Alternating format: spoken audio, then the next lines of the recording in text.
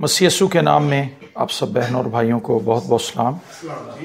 खुदावंद भला है, उसकी शफ़क़त अबदी है और उसकी वफ़ादारी पुश्तर पुश्त रहती है। ज़बूर 119 और उसकी आयत नंबर 162, साम 190 वर्स नंबर 162। और खुदावंद के ज़िंदा कलाम में यूँ लिखा है, मैं बड़ी लूट पाने वाले की मानिंद तेरे कलाम से खुश हूँ। आमीन। मैं बड़ी लूट पाने वाले की मानिंद तेरे कलाम से खुश हूं। एक ऐसा शख्स जिसने जंग जीती हो और जिसने बड़ी लूट मार की हो, जिसने बड़े सोने के सिक्के जमा किए हों, बड़े मुआशी अपने कब्जे में कर लिए हों, बड़े गुलाम बना लिए हों, वो जब जंग जीत के वापस आता है उसका इस्तकबाल जैसे किया जाता है। आपको पता है पुराने दौर में जो जंगें होती थी उसमें अपनी फातेह फौज को, जो कि जख्मी हालत में होती थी, उसमें किसी को गर्दन पे जख्म लगा हुआ है, किसी का बाजू कट गया है, लेकिन उसके बावजूद भी वो एक फतहमंद फौज होती थी और उसको जिस तरह से वार्म वेलकम किया जाता था नारों के साथ, और उनके साथ एक बड़ी भीड़ होती थी गुलामों की, और उसके साथ बड़ा मालो मता भी वो लेके आते थे। तो जो उस जमाने में जंग जीतता था वो बड़ा मालदार हो जाता था, क्योंकि वो उस इलाके पर कब्जा कर लेता था और उसके बाद फिर जो भी उस इलाके की कीमती अशिया थी उनको अपने कंट्रोल में कर लेता था। तो ज़बूर नवीस कहता है कि जितनी खुशी उस शख्स को होती है जिसने माल लूटा हो, जिसने फतह पाई हो, मुझे उससे ज्यादा खुशी होती तेरा कलाम पढ़ के। आमीन। तो ये चीज देखें कि ज़बूर नवीस किस तरह से खुदा के कलाम को रिसीव करता है और हम किस तरह से खुदा के कलाम को लेते हैं। ये ग्राफ है, किस कदर हाई कैलिबर है उसका, कि उसको कलाम पढ़कर किस कदर ज्यादा खुशी और मसरत हासिल होती है। और हम में से जो कलीसिया के लोग हैं, मैं इतने सालों के तजर्बे से बता सकता हूं कि 90% से ज्यादा लोग हैं जो बाइबल नहीं पढ़ते। 90% से ज्यादा लोग हैं जो बाइबल मुकद्दस को नहीं पढ़ते। उनके घर में बाइबल है, दुआ वो करते हैं। अगर उनसे आप पूछें कि भाईजान आप दुआ कर रहे हैं, भाजी आप दुआ कर रही हैं, हाँ जी भाई साहब दुआ कर रहे हैं। और जब आप उनसे कलाम के बारे में पूछें तो वो कहते हैं जी नहीं, कलाम नहीं ऐसी पढ़ दे, बस भाई सब टाइम नहीं मिलता, पढ़े नहीं जाता। लेकिन जिस शख्स को इसकी कुव्वत का एहसास है, जिस शख्स को इसकी अहमियत का एहसास है, वो शख्स इसको जरूर ही पढ़ता है। मुझे याद है जब हम छोटे छोटे होते थे तो उस वक्त बारात में, आपको पता है, ठीपे छोड़ते सन, कितनी खुशी होती थी बच्चों को जो लूटते थे, है ना, सिक्कों के ऊपर जंपे मारते, डाइयां मारते, रुपया 2 रुपए का नोट होता सी और एक दूसरे को धक्के देते थे। क्यों? क्योंकि उन्हें पता था कि पहले मैं पहुंच जाऊं नोट तक, ताकि मैं फिर इसी तरह से गुड्डी लूटने वाले बसंत पे ਜਿਹੜਾ ਢਾਂਗਾ ਲੈ ਕੇ ਭੱਜਦੇ ਸਨ ਸੜਕਾਂ ਦੇ ਵਿੱਚ, ਹੈ ਨਾ, ਔਰ ਉਹਨਾਂ ਨੂੰ ਕਿੰਨੀ ਖੁਸ਼ੀ ਹੁੰਦੀ ਸੀ ਜਦੋਂ ਪਤੰਗ ਨੂੰ ਵਲੇਵਾ ਦੇ ਕੇ ਥੱਲੇ ਲੈ ਆਉਂਦੇ ਸਨ। ओहो वो खुशी दीद नहीं होती। लूट का ही माल है ना, बारात पे पैसे लूट लो, पतंग लूट लो। और ज़बूर नवीस कहता है कि मैं बड़े लूट पाने वाले की मानिंद तेरे कलाम से खुश हूं। मेरे अज़ीज़ों, ये जिंदगी का कलाम है। और फिर इसकी अगर 148वीं आयत पढ़े, वर्स नंबर 148, वहां पर कहता है, मेरी आंखें रात के हर पहर से पहले खोल गई ताकि तेरे कलाम पर ध्यान करूं। रात के हर पहर से पहले उसके जहन में कलाम ही घूमे जा रहा है और वो इसको ज्यादा से ज्यादा पढ़ना चाहता है, इसको ज्यादा से ज्यादा सीखना चाहता है, ज्यादा से ज्यादा खुदा के कलाम के साथ वक्त गुजारना चाहता है। यह है बेस्ट फेलोशिप का रास्ता। अगर आप इन दोनों चीजों को मिलाएं, दुआ और कलाम को, तो किसी जगह पर आप ये कहेंगे कि कलाम ज्यादा उत्तम है। कलाम ज्यादा उत्तम है क्योंकि ये खुदा का कलाम है। जब हम दुआ करते हैं, हम समटाइम अपनी मुनाजातें खुदा के सामने रखते हैं। तो जो बाइबल के मुफस्सिरीन है वो ये कहते हैं कि जब हम दुआ करते हैं हम खुदा से बात करते हैं, और जब हम कलाम पढ़ते हैं तो खुदा हमसे बात करते हैं। सही बात है, बिल्कुल ठीक है। खुदा हमसे हम कलाम होता है जब हम खुदा का कलाम पढ़ते हैं। तो कोई शख्स जितना ज्यादा कलाम पढ़ता है उसकी दुआ भी उतनी ही ज्यादा मौसर और ऑथेंटिक होती है, क्योंकि वो गैर जरूरी दुआएं नहीं करता। उसे पता होता है कि ये काम होना नहीं है। कोई सख्त साहब हो ना, तो जो उसका पीए बाहर खड़ा होता है वो अपने साहब को जानता है। एक बंदा फाइल लेके आंदा, कहता सर जी, कहता साहब ने नहीं करने साहब, लेकिन जो काम होने वाला होता है वो सीधा फाइल लेके अंदर जाता है, क्योंकि उसे पता होता है कि साहब ये कर देगा। जो बंदा कलाम पढ़ता है वो उस पीए की तरह है जिसको पता है कि मैंने कौन सी पटिशन अंदर लेके जानी है, कौन सी नहीं लेके जानी। आमीन। आज हमारी जिंदगी के अंदर बंजरपन इसलिए है क्योंकि हम खुदा के कलाम को बहुत कम वक्त देते हैं, पढ़ते नहीं। इसमें एक बड़ी हर्डल जो मैंने देखी है, ये जायज भी है, कि लोग ज्यादा पढ़े लिखे नहीं। हमारे मसीहियों में हमारी जो पुरानी जनरेशन है वो इतनी पढ़ी लिखी नहीं थी, और जो न्यू जनरेशन है उन्हें उर्दू वैसे नहीं आती पढ़नी, है ना। उनको उर्दू हिज्जे कर करके पढ़ रहे हैं 10वीं च 9वीं च FA च, कहना भाई साहब पढ़ा ही नहीं जाता, उर्दू नहीं पढ़नी आती। मैं कहा यार तू FA कर लिया, तू पाकिस्तान जो FA किया तेन उर्दू नहीं आंडे। एक तो वो है जो सिरे से पढ़े लिखे नहीं है, एक वो है जो पढ़े लिखे उन्हें उर्दू नहीं आती पढ़नी। तो उन दोनों का कहना यह है कि जी चूंकि हम पढ़े लिखे नहीं है, हमें उर्दू नहीं आती पढ़नी, तो इसीलिए हम कलाम पढ़ नहीं सकते। लेकिन मैं समझता हूं कि जो मैट्रिक FA तक का बंदा है उसके लिए तो ये उज़र नहीं है, वो थोड़ी सी स्ट्रगल करे तो वो बाइबल पढ़ सकता है। जो पढ़ा लिखा नहीं है उसके लिए भी आज के दौर में ये कोई उज़र नहीं रहा कि जी मैं पढ़ा लिखा नहीं। आज सब कुछ है। आपको पता है हमारे चर्च में कराची से नौजवान आए थे, तो वो MP3 बाइबल देकर गए थे। MP3 डिवाइस को बहुत महंगी नहीं है, 500-600 रुपए की मिल जाती है, खिलौनों की दुकानों से मिल जाती है। उसमें आप अपना मेमोरी कार्ड लगाएं, उसके अंदर कलाम भर लें और वो सुने।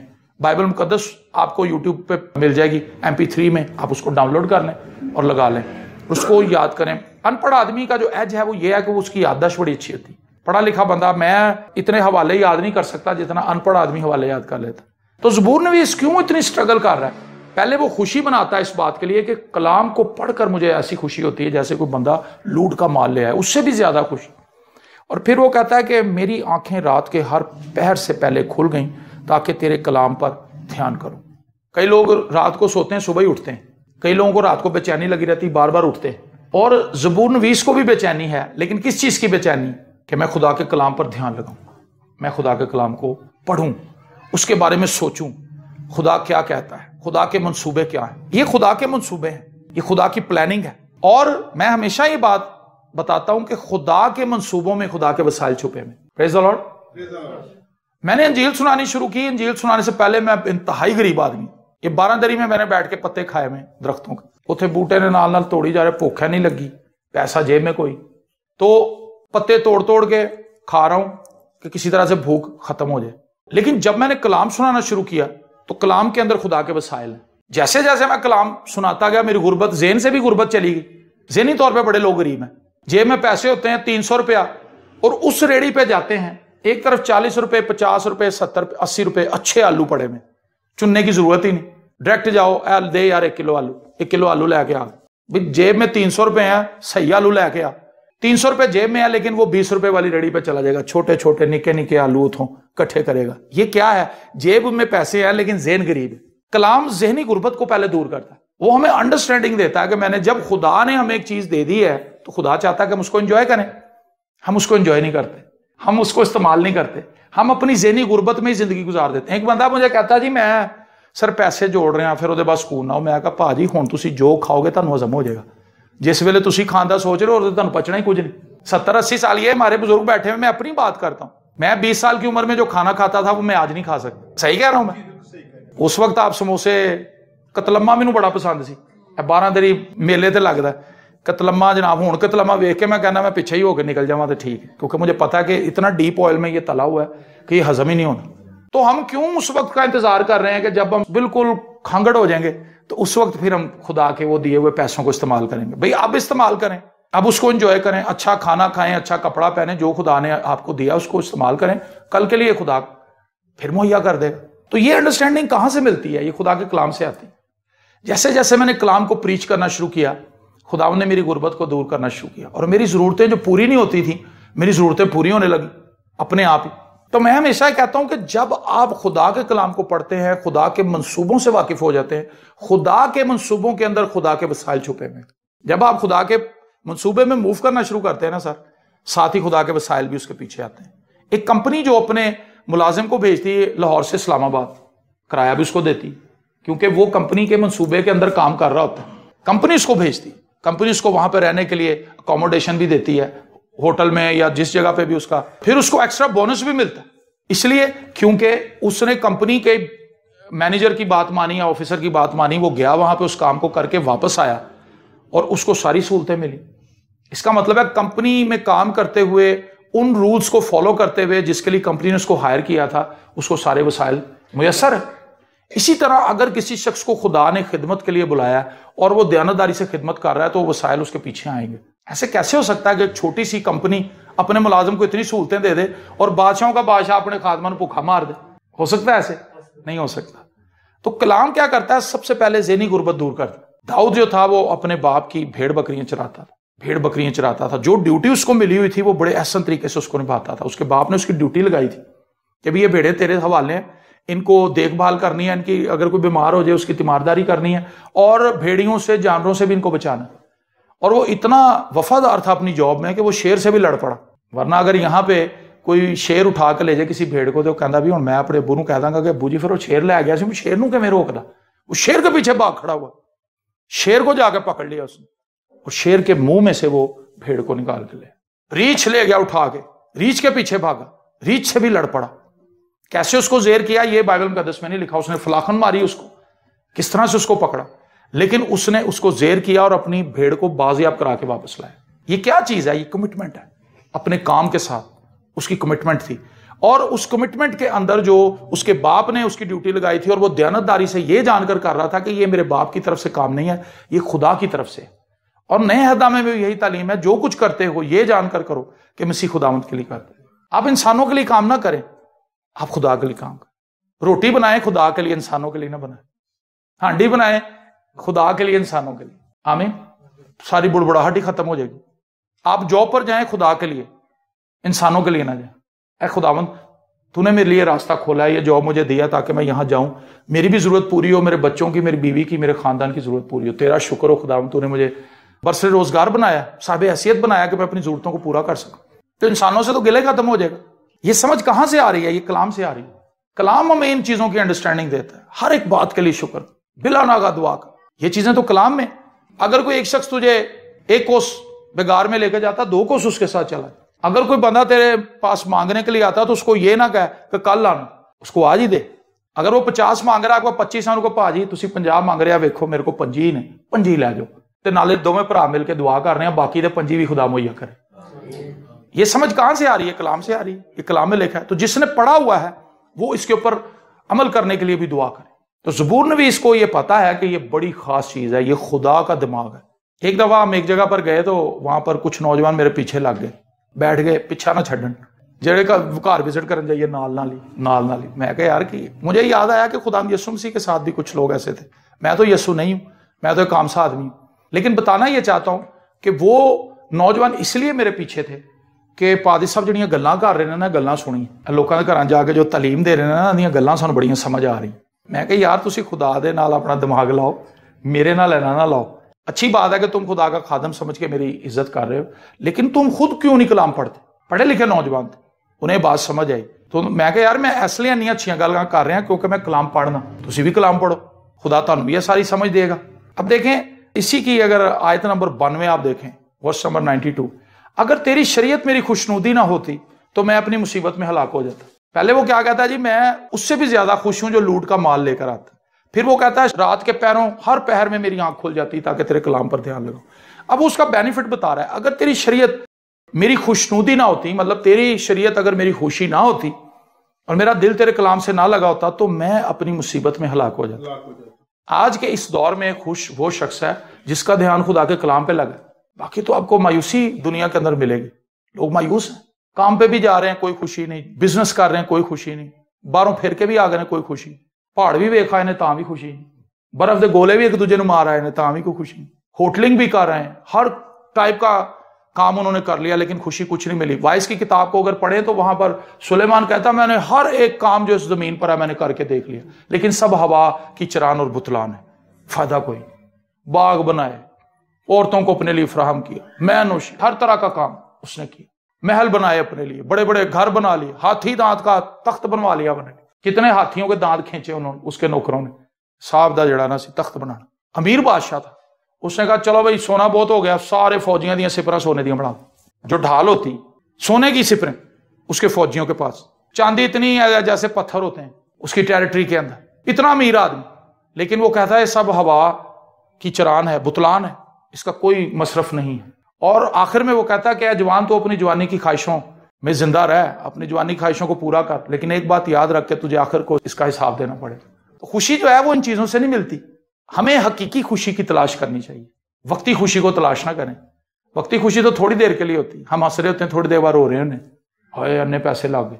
जिस वक्त होटल के अंदर बैठे होते हैं, खाना खा रहे होते हैं, वेटर ये 2 बोतलें भी ला, हाँ तू केड़ी पीनी, तू केड़ी पीनी, बड़े खुश होते हैं उस वक्त। सब बंदे पूछे नहीं नहीं तू कबाब भी खा, नहीं तू भी कर, तू भी कर, क्योंकि बिल तो सामने नहीं आया। तो उस वक्त हम खुश हो रहे होते हैं, ये वक्ती खुशी।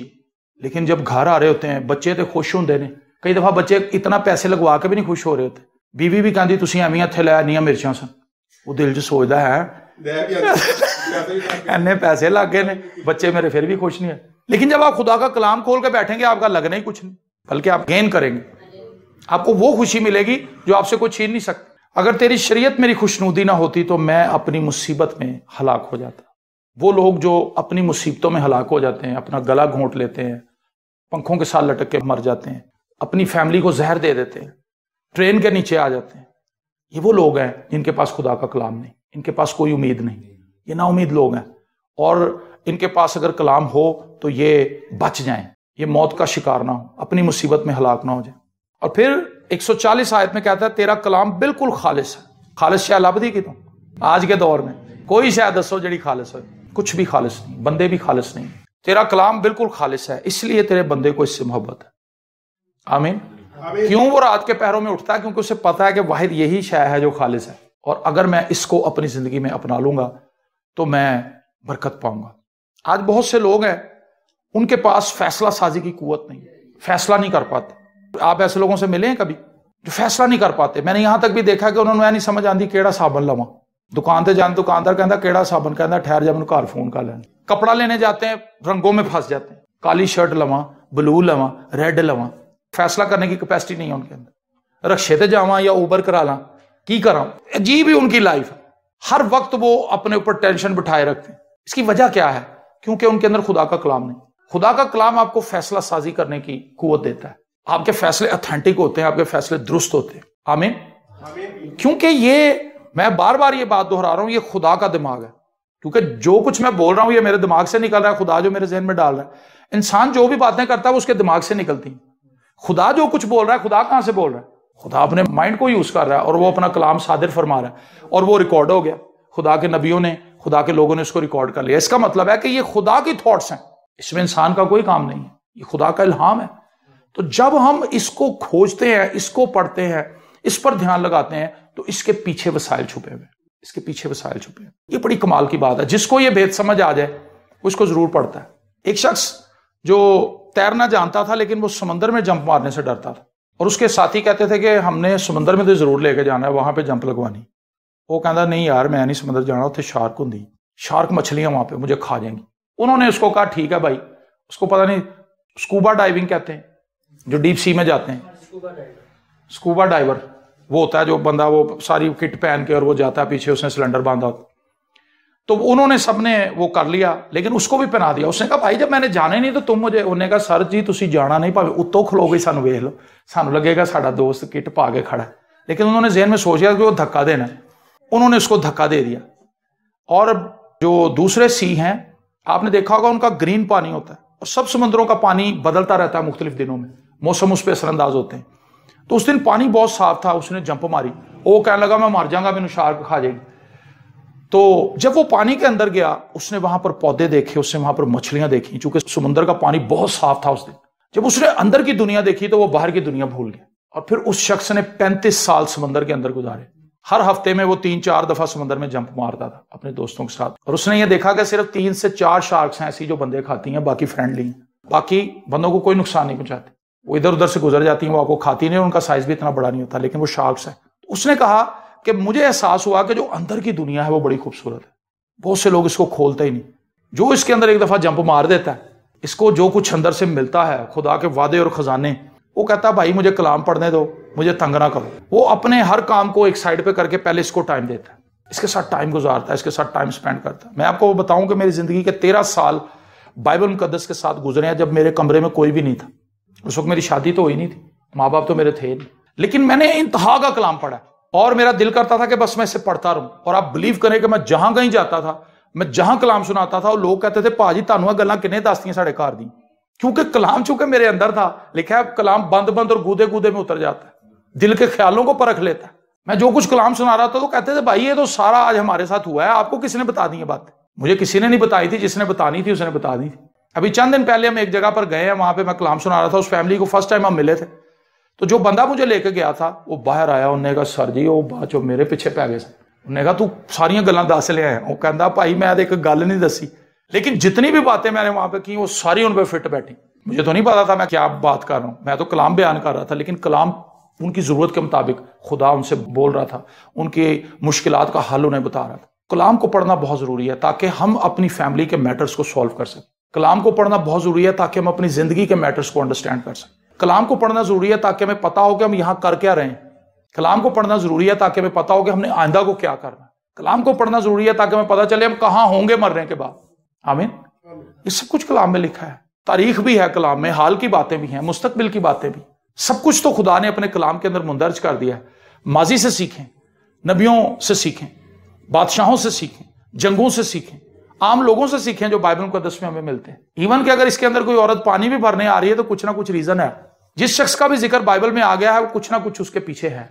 यबीस की एक दुआ है तवारीख की किताब में, छोटी सी दुआ करता है, हाँ खुदा तू मुझे वाकई बरकत दे। मैंने इस पर बहुत पैगाम सुनाया, इसके ऊपर लोगों ने किताबें लिखी हैं, प्रेयर ऑफ जैबिस, इसके ऊपर बुक्स हैं, आप इसको पढ़ें, आप हैरान होंगे। सिर्फ 2 आयतों में उस शख्स की पूरी जिंदगी है, सिर्फ 2 आयतों में उस शख्स का जिक्र है, बाकी उसके बाद खामोशी है, लेकिन उस 2 आयतों के अंदर इतना गहरा फलसफा छुपा हुआ है। तो जब हम कलाम को पढ़ते हैं, नौजवान यहां पर बैठे हैं, ये बच्चे बैठे हैं, आप बच्चों कलाम को पढ़ें।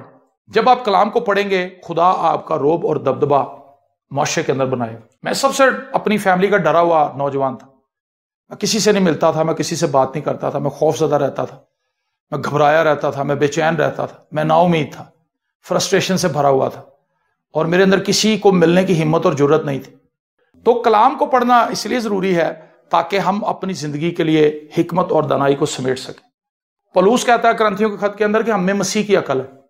हमें क्या जी? मसीह की अकल है। मसीह की अकल क्या है? खुदा का कलाम। जब हम इसको पढ़ना शुरू करते हैं, इसको मेमोराइज करते हैं, इसको अपने जहन में रख लेते हैं, इसको अपने शऊर में और लाशऊर में ले जाते हैं, इतना स्टोर करते हैं कि आपके शऊर में भी रहे और लाशऊर में भी चला जाए, शऊर से निकल जाए तो लाशऊर से निकल के फिर शऊर में आ जाए, इतना इसको स्टोर करें। और ज़बूर में भी इसी कहता है कि मैंने तेरे कलाम को अपने दिल में रख लिया ताकि मैं तेरे खिलाफ गुनाह ना करूं। और एक जगह पर वो कहता है कि मैंने अपनी जरूरी खुराक से भी ज्यादा इसको जखीरा किया। ये बड़ी जरूरी चीज है। एक दफा हमारे एक बड़े अच्छे खादम भाई, आजकल वो अमेरिका में, आप सब उन्हें जानते हैं, बिशप शहबाजुल हक साहब, वो ये बताते हैं कि जी हम एक दफा पहाड़ी सिलसिले में गए तो वहां पर उन्होंने कहा कि जी वहां पे पठान थे, मकई लेके चने लेके, तो वो रेड़ी के ऊपर लगे हुए थे, लोग उनसे खरीद रहे थे मकई और चने। तो वहां पे बंदरों का भी हजूम था। वो कहते हैं कि मैंने कहा कि यार बांदर, कहता जी ये लोग खरीद के बांदर नहीं तो पा रहे हैं, तो बांदर तां ही थले आ गए दरख्तों तो ताकि उन्होंने पता कि भी चने खाइए तो मकई खाइए, इंजॉय करिए। वो बंदर आके खुद छेड़ते हैं आपको कि लैके दे रेडी, तो इतने वो आदी हो जाते हैं क्योंकि वहां पे टूरिस्ट आते रहते हैं, तो वो लोग उनको डाले थे। वो कहते हैं हम वहां पे खड़े रहे, हम भी लेके खाते, कुछ हमने बंदरों को दिए, कुछ खुद खा लिए। कहते लेकिन एक चीज मेरे लिए बड़ी हैरानकुन थी, उनके गले थोड़ी देर के बाद फूल जाते थे। मैं बड़ा परेशान हुआ, मैंने कहा कि यार ये क्या? उन्होंने कहा भाजी ए बड़े बंदरां दी तुहानू समझ नहीं आ रही, छोटे बंदरां नूं आंदे, जिनकी स्किन इतनी ज्यादा घनी नहीं थी, मतलब बाल नहीं थे ज्यादा, स्किन नजर आ रही थी। उसने देखा कि एक साइड पे मकई है और एक साइड पे चने। कहता रात में इन्होंने दरख्तों ने सारे पठाना ने चले जाना, लोगों ने भी चले जाना और ये दरख्तों पे बैठ जाएंगे। जब इन्हें भूख लगेगी इधर से मकई निकाल लेंगे, इधर से वो चने निकाल लेंगे। कहता मैं सोचे यार इंसानां नालों बांदर सियाणा, उन्हें अपनी खुराक जमा कर ली। सानू पता ही नहीं कि असीं बाइबल पढ़नी है, कलाम पढ़ना है, सानू कोई हवाला याद नहीं। अजरा मजाक उन्होंने कहा कि बेशुमार ऐसे मसीही हैं जिन्हें बाइबल याद ही नहीं है, उन्हें पता ही नहीं है खुदा मेरी शिफा के बारे में क्या कहता है, खुदा मेरे फाइनेंस के बारे में क्या कहता है, खुदा मेरी फैमिली के बारे में क्या कहता है, खुदा गुनाह के बारे में क्या कहता है, खुदा मुफ्त निजात के बारे में क्या कह रहा है, यीशु क्यों आया था, सलीब का मकसद क्या है, यीशु तीसरे दिन मुर्दों में से जी क्यों उठा था। इन बातों का पता ही नहीं, बस गड मड साहब यीशु बादशाह ऐ उन्होंने पता है, बाकी इससे आगे तो कुछ भी नहीं। तो ये चीज बड़ी अहम है कि जिस तरह ज़बूर नवीस कहता है मैं बड़ी लूट पाने वाले की माने तेरे कलाम से खुश हूं। ज़बूर 119 पढ़ें आप घर जाकर, ये सबसे लंबा चैप्टर है बाइबल मुकद्दस का, 176 आयात हैं इसकी, 176 इसकी आयात है। ये बाइबल मुकद्दस का सबसे लंबा चैप्टर है। इसके अंदर आपको वो थॉट्स मिलेंगी, वो ख्यालात मिलेंगे। जब आप इनको पढ़ेंगे उसको अपनी डायरी में लिखें, जो कुछ आपने सीखा है उसको लिखें अपनी डायरी कि मैंने ज़बूर को पढ़ते हुए सीखा है। ये कलाम की अहमियत को बहुत ही ज्यादा उजागर करता है ज़बूर। इसके अंदर ऐसे ऐसे हवाले हैं, अगर हम इनको पढ़ना शुरू कर दें तो मैं सुबह तक इसको बयान कर सकता हूं, ये बातें खत्म नहीं होंगी। एक आखिरी वर्ष आपको बताऊं इसकी, ज़बूर 119 उसकी 28वीं वर्ष, गम के मारे मेरी जान घुली जाती है, अपने कलाम के मुताबिक मुझे तकवीयत दे। आमीन। उसको ये पता है कि जब खुदा अपने कलाम को नाजिल करेगा तो फिर मुझे तकवीयत मिलेगी, फिर मुझे जोर मिलेगा, फिर मुझे कुव्वत मिलेगी। आमीन। सो आइए हम ये फैसला करें, जो पढ़े लिखे हैं, हम बाइबल मुकद्दस को पढ़ेंगे, हम बाइबल मुकद्दस को एक कंपेनियन की तरह अपने साथ रखेंगे, एक मुखलिस साथी की तरह। ये एक मुखलिस साथी है जो आपकी असल तस्वीर आपको दिखाएगा। एक अच्छा दोस्त वो होता है जो आपसे झूठ ना बोले, जो आपसे सच बोले, जो आपको आपकी असल पिक्चर दिखाए कि आप ऐसे हैं। वो दोस्त अच्छा दोस्त नहीं जो आप पर आपकी असलियत जाहिर नहीं करता, बल्कि झूठी आपकी खुशामद करके आपको पंप करता रहता है और आपको बताता जी तुसी बड़े अच्छे हो। एक अच्छा दोस्त वो है जो आपकी कमजोरियां आप पर जाहिर करता है, और बाइबल मुकद्दस हमारी कमजोरियां हम पर जाहिर करती है। बाइबल मुकद्दस हमें हमारी कमजोरियों से निकलने का रास्ता भी बताती है, और बाइबल मुकद्दस हमें एक इस्तेकाम और तवाज़न बख्शती है। और जब हम इसको पढ़ते हैं, जब हम इसके साथ टाइम स्पेंड करते हैं, हम बरकत पाते हैं। आमीन। आइए हम सब अपने सरों को झुकाएं और हम खुदावंद की शुक्रगुजार। खुदावंद, इस कलाम के लिए तेरा शुक्र करते हैं, तेरी तारीफ करते हैं कि तूने हमें ये कलाम बख्शा ताकि हम इसको सुने, इससे बरकत पाएं, और खुदावंद खुदा अपनी आइंदा आने वाली ज़िंदगी के लिए नसीहत को पकड़ें। खुदावंद, हम जहाँ पर हैं हम बेहतर तौर पर जानते हैं, लेकिन उससे भी बेहतर तौर पर तू हमें जानता है कि हम कहाँ हैं। जब हम तेरे कलाम को पढ़ते हैं तो तेरा कलाम हमें हमारी असल पोजीशन बताता है कि हमें इसी जगह पर रहना है, आगे बढ़ना है, या हमने अपने ट्रैक को चेंज करना है। अगर हमारा ट्रैक चेंज होने वाला है तो तेरा कलाम खुदावंद जाहिर करता है, तेरा पाक रूह खुदावंद उन बातों को हम पर आश्कार कर देता है। यहाँ पर बैठे हुए एक एक बच्चे के लिए, जवान के लिए, बुजुर्ग के लिए मैं तेरा खादिम होते हुए तेरी बरकत मांग लेता हूँ, और मिन्नत करता हूँ कि जितने भी लोग इसको बाद में सुनेंगे खुदावंद वो सब इस कलाम को सुनने के बाद बरकत पाएं, खुश रहें, और खुदावंद तेरे कलाम में तरक्की करते जाएं। यीशु के जिंदा, कादिर, अब्दी और जलाली नाम के वसीले से आमीन।